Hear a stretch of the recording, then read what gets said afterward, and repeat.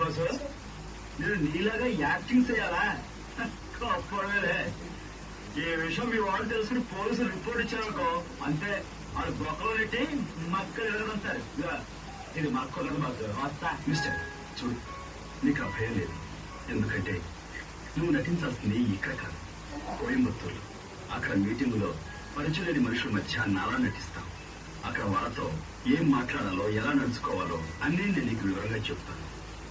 నువ్వు ఈ 3 రోజులు అలా నడుచుకున్నందుకు నేను నీకు 20,000 ఇస్తాను. 20,000? అంత డబ్బు అంటే చేతు మరీ దుర్వైకపోతున్నాయి అనుకో.